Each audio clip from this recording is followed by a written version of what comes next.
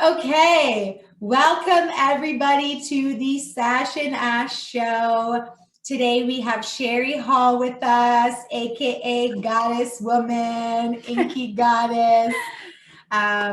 So last week we were talking around toxic relationships, and so we wanted to bring in one of our most famous, amazing ladies who we love so dearly to just we're just going to have a conversation around, what it's like to move from a toxic relationship to healthy relationships. And we have kind of the three of us have all been on such a similar page and learning a lot of the same lessons together and overcoming these challenges. So we really wanted to have our third amigo join us to have this conversation. So yeah, absolutely. So Sherr, thank you so much for joining us. We'd like to start out just by having you introduce yourself. What do you do? Maybe you can talk a little bit about how we met, and then we can kind of share some of our experiences of how we've been helping each other to heal and grow over the last couple of years around love and relationships, and how fucking messy it's actually looked. Okay, so yeah, my name is Sherry, but most people just call me Sherr. I am a yoga instructor by my career. I fell into teaching or wanting to teach yoga because of what it did for me on the healing basis, because of my past and the things I've been through. And it really, yoga became something that even teaching was something that impacted me and helped me through. And it was yoga that brought Sasha to me. She was taking my classes and we connected and found that we had, similar things that we were working with. And then Sasha introduced me to Ash, and here we are. It's been such an amazing connection. I am a very spiritual person, and I do believe things happen for a reason. And without a doubt in my mind, I was meant to connect with you guys. And I'm so grateful that I have. Yeah, we are too. That's an understatement. It's funny, when we first met Sherr was just coming out of a 27-year toxic, abusive marriage, and we connected so powerfully and so beautifully. And I didn't even have any wavelength, any idea how much we would bond through our experience and grow into, Sherr becoming a part of Born Legacy and us all collectively working on this movement together. But me going to those classes brought me so much healing from so much of the pain that I was going through. And it was through what Sherr taught in her healing practices in her yoga that brought me a lot of self-awareness and brought me a lot of healing around things that I didn't even know that I needed healing from. And that's what I think is so powerful about you, Sherr, is that you naturally spread so much love, light, and healing everywhere you go. And you are so humble in that you don't even realize you're doing it half the time. So I know Ashley and I are both super grateful to have crossed paths with you and to create the sisterhood that we do. So maybe you can share a little bit. Sherr, can you share a little bit about what your experience was in your marriage? Very briefly, you don't have to go into too much depth about it. And what maybe you've been kind of going through since that time. What are some of the biggest barriers that you've had to work through coming from that space and developing into the person that you are now? Well, as you mentioned, I was in that relationship for 27 years, actually more like 30, including before we were married. And I was such a baby when I did get married, and coming from a space of not really knowing who I was at all, and coming from a space of where I recognize now where the family dynamic that I watched growing up was very codependent sort of thing, where I was just kind of destined to become this people pleaser who I just put myself absolutely last. And in my relationship, because my partner was so controlling, I lost myself. I lost my voice. I lost my ability to stand up for myself, and I gave all my power away. And I became very isolated. I moved away from my family. I wasn't anywhere near my family. They're all in BC. I'm here in Ontario. It was just me and my kids. So incredibly isolating, didn't have any friends.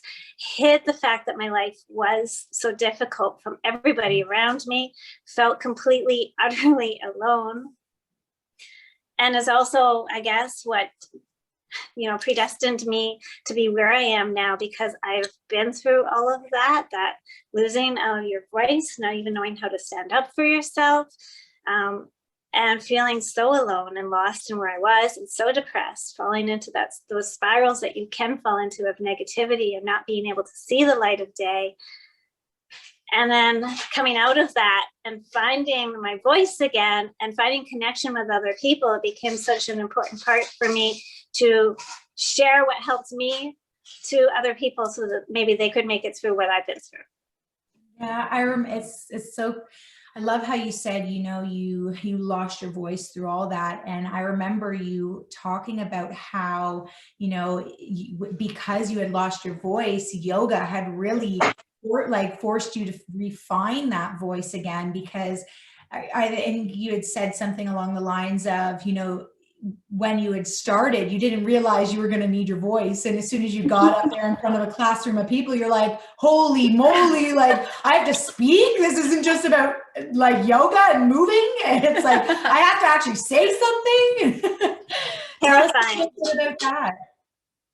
Yeah, no, it was absolutely terrifying for me to actually have to stand up in front of a class, because for layered reasons, even more than just the relationship I was in, but how I was raised and how I grew up with no self-confidence, and really feeling like everyone was judging me, really coming from a space of feeling like everybody was looking at me and seeing how messed up I was and being scared to show myself.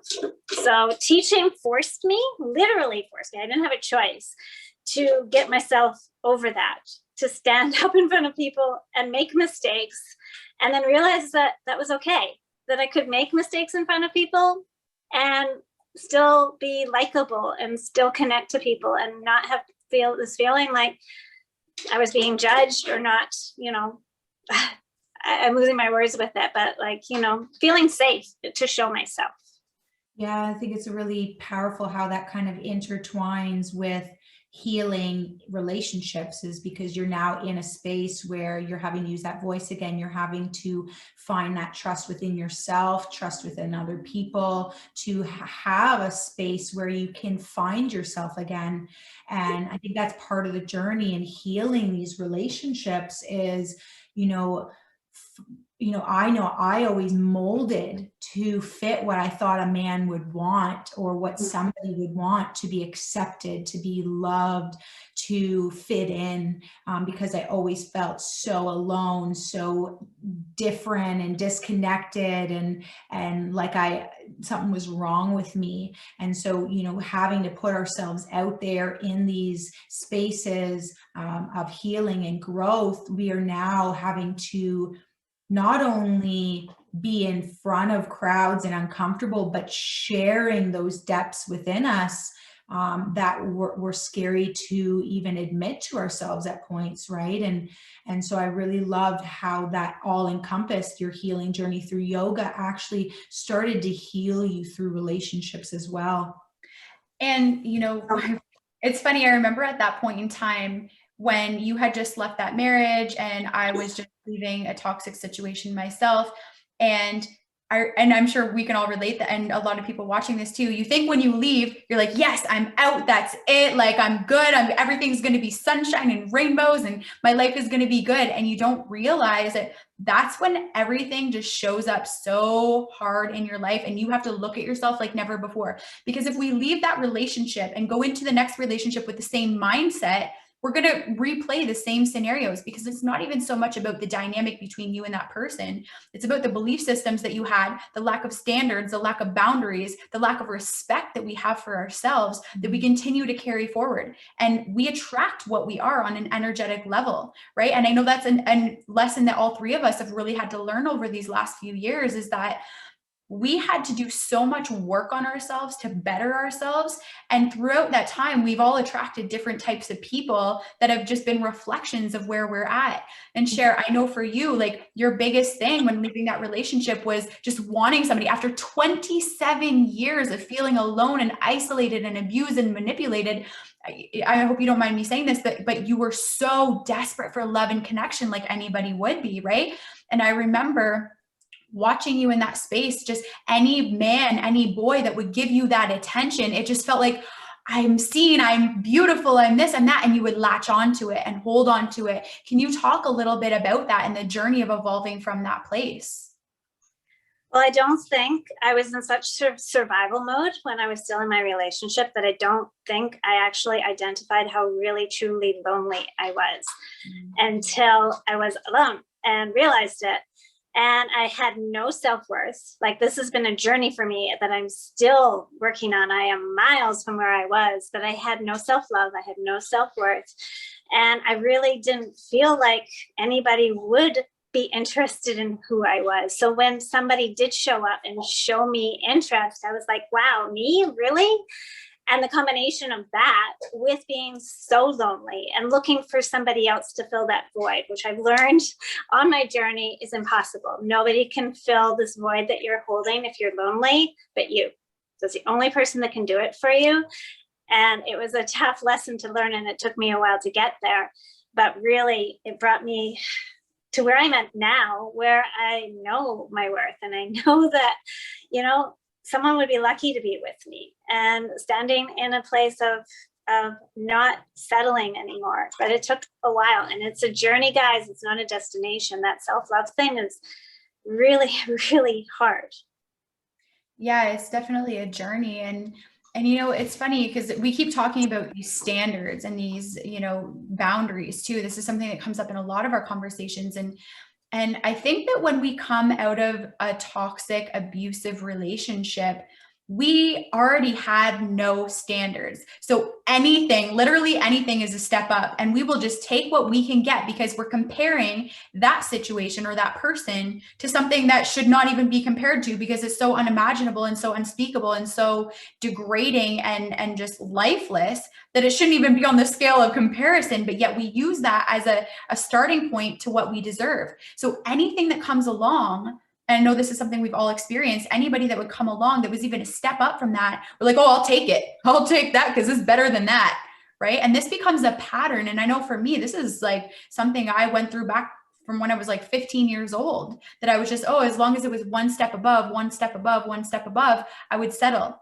And so I think it's so important for anybody, not just somebody coming out of an abusive relationship, but for anybody, before going into a relationship, we need to really get clear on what are our non-negotiables? What are our values in a relationship? What are our morals in life, period? What characteristics do we really want in a partner? That way we're not just so like shiny object syndrome at every single person that comes our way because it's something to fill a void or it's something that makes us feel good in the moment, when in reality, there's no potential vision of a future. It's just going to cause more destruction in our lives. Yeah, and just to share a little bit on the other side of the spectrum too is, you know, I know after a lot of the, you know, right away, as soon as like after my accident, after I had to, like my whole world blew up, I left my relationship, you know, I noticed, you know, that need for wanting attention from something else. But I also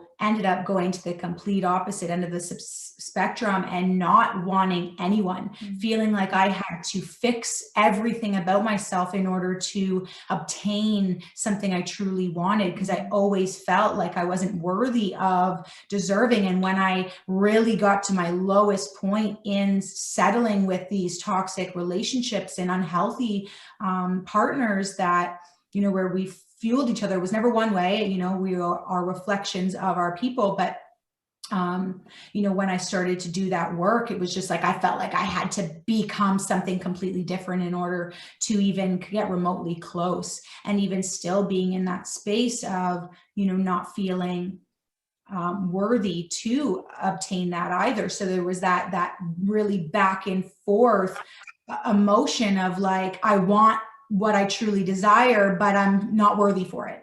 And that constant battle of trying to, you know, better myself. And then, you know, I realized, okay, well, I don't need to be perfect. Nobody's perfect. There's no relationship that is, you know, I need to find somebody that just loves all of me. Right.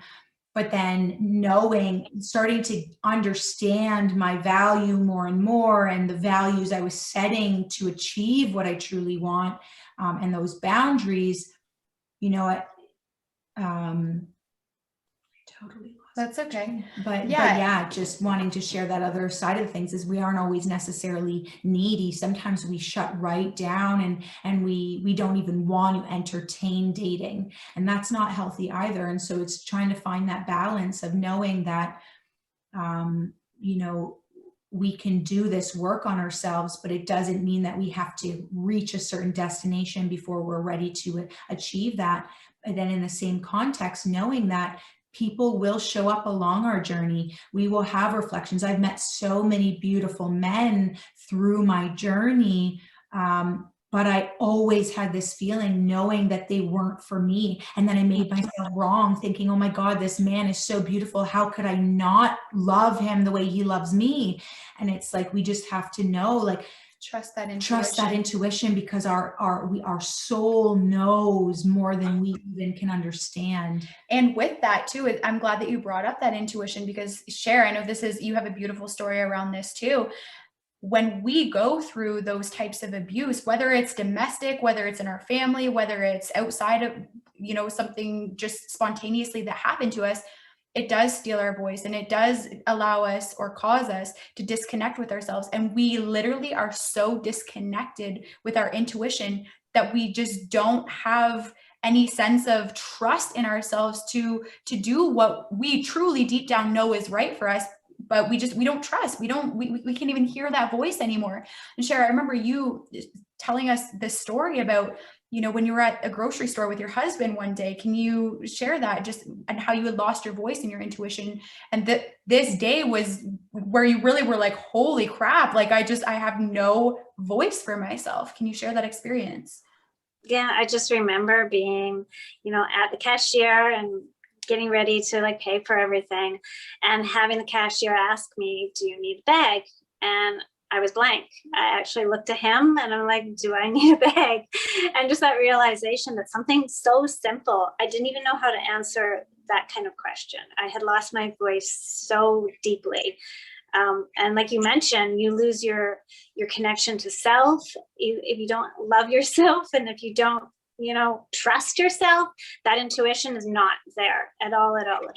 And it's so vital to helping direct us in life. And when it's gone, it's a pretty dark place to be in. Yeah. And if you could like give any advice for those who may be listening to this in how to build back that intuition, what would you say is vital in doing so? Well, I think a big thing that I've implemented in my classes is that mind-body connection, actually listening to your body. And I try and direct my classes around this deeply, so that you actually take time, first of all, to connect in. Meditation is huge for this, to feel your body, to feel how you are today, and to really honor what shows up for you. No judgment. What do you feel? What is there?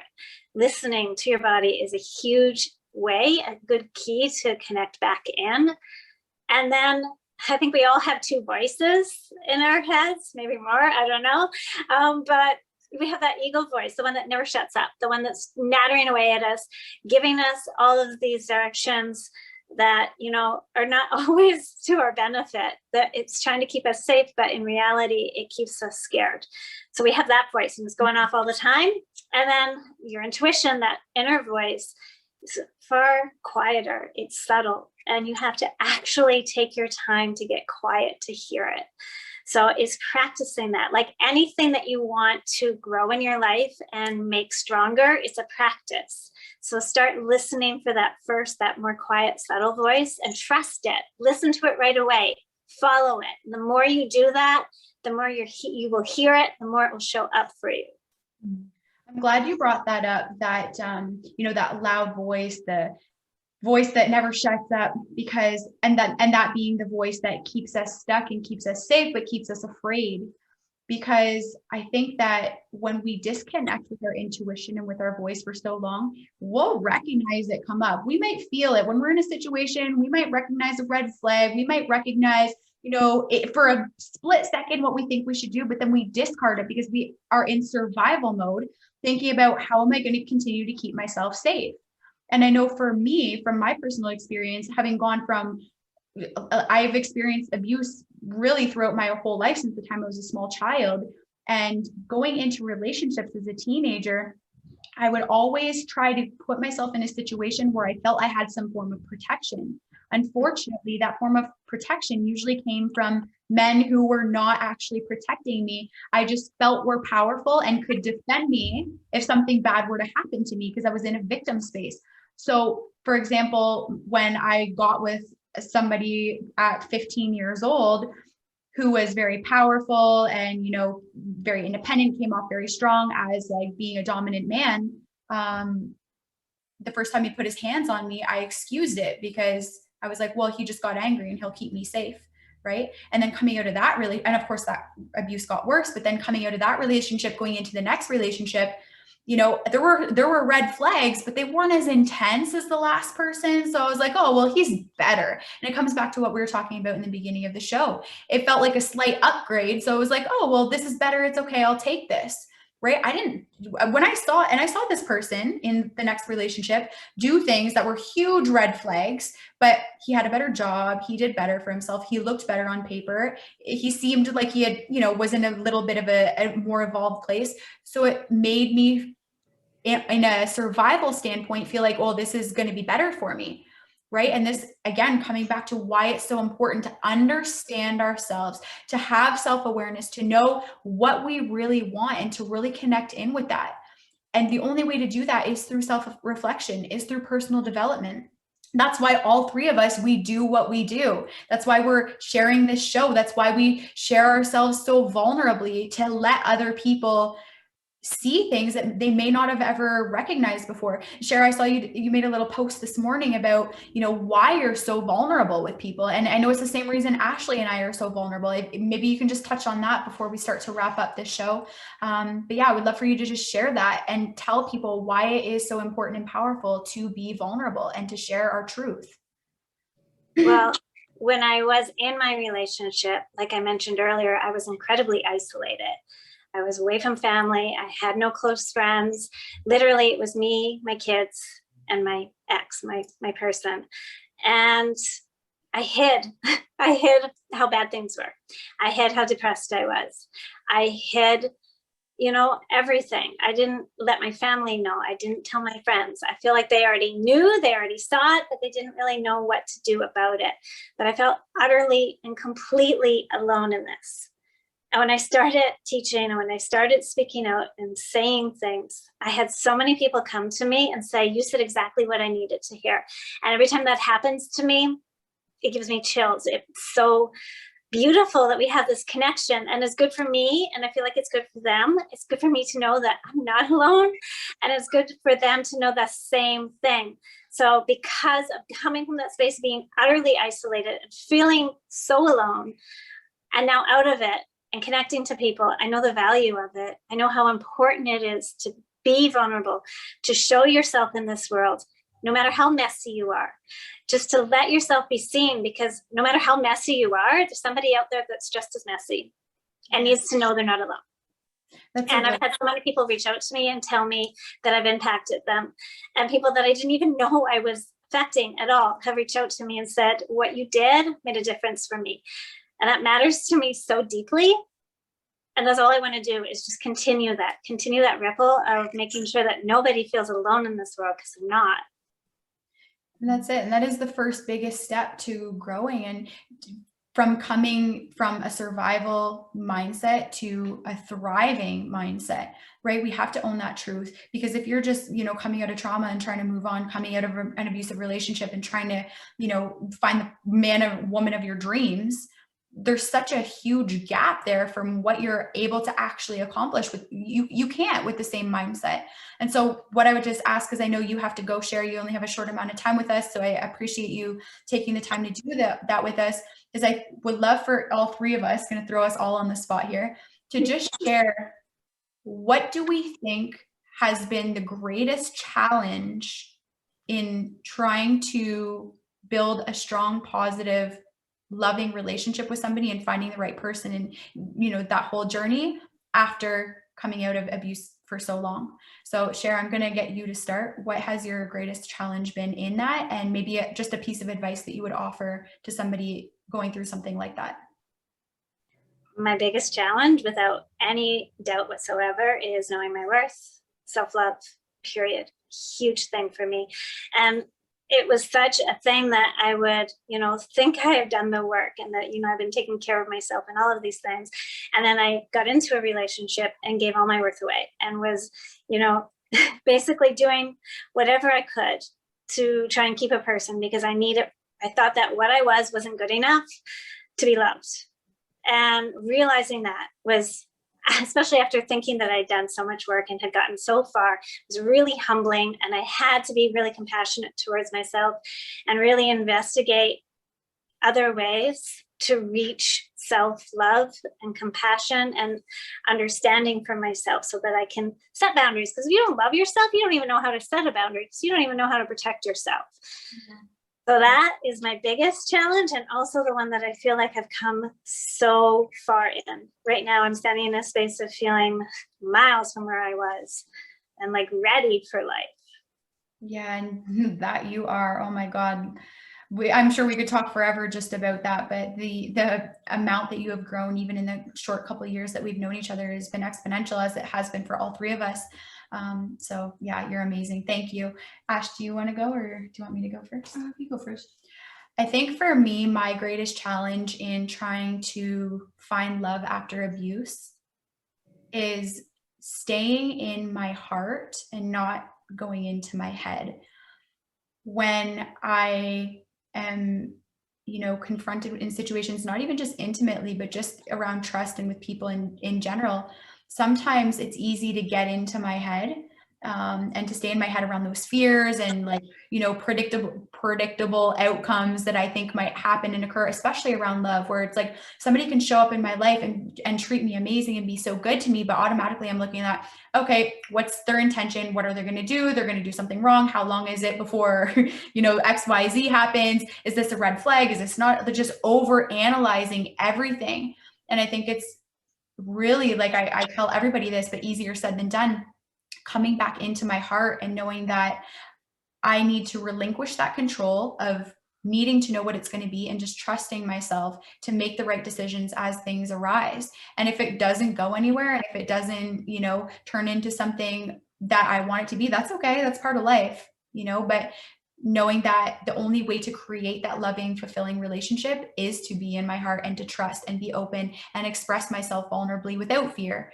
And the right person will receive that in the right way. The wrong person will make you feel stupid for those things, but the right person, I believe, will not. So I think that would be my piece of advice, mixed with just one thing to add to that advice wise.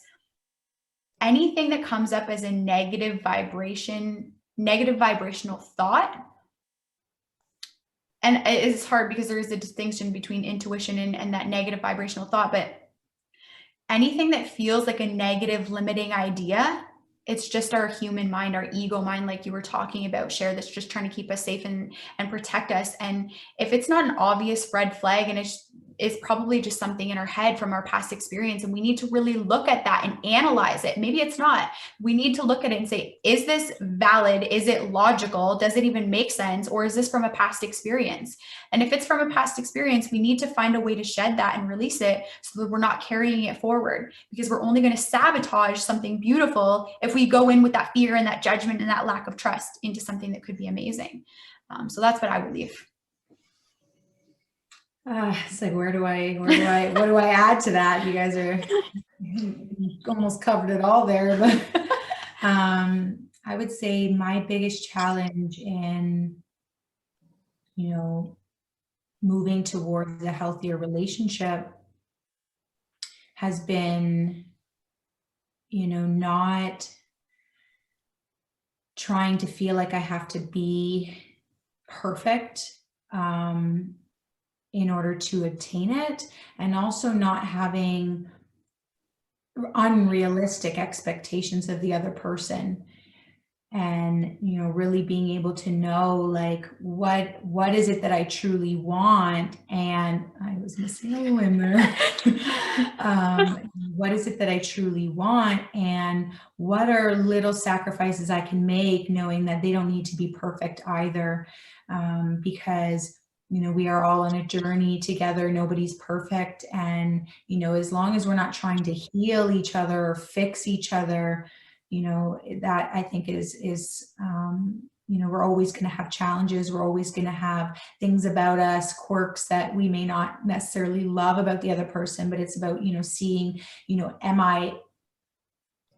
is this all it is? Is this the end game? Am I happy and truly at peace with this decision to commit with this person? Am I content and at peace within who I am, and not to be whole and, perfect, but to be whole and complete on my own. And also, I would say another challenge in having that relationship is being okay with the process and trusting the process, and not trying to force anything, not trying to control.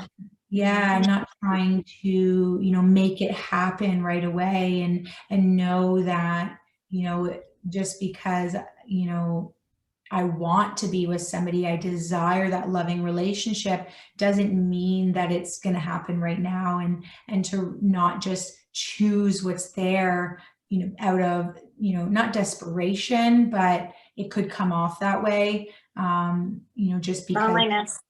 yeah, the loneliness, knowing that it's okay to, feel lonely sometimes. Where'd I go? You got a magician over here. But yeah, just, really being at peace and finding that peace within, to know that I can be lonely if, but at the end of the day, it's going to be so worth it. It's going to be so worth that wait, knowing that, there is somebody on their way to me, and just as I am making my way towards them. And I would say that. Yeah, I love that. Yeah, great combo, ladies. I'm sure this is a conversation we could probably spend hours at, but yeah, thank you so much, Sherr, for taking the time to sit with us for episode 2, baby. You can't even see these. Thank you, guys. Thank you for having me here. It's amazing. Yes, it absolutely was. And thank you guys all for listening. We hope that you got something out of this conversation. If you haven't subscribed, please subscribe right now. Click the button down below. Hit You'll that get our button. weekly updates and more juice to propel you into your best version. Absolutely. Have a great day, everybody. Yes, much love. Mwah. Thank you.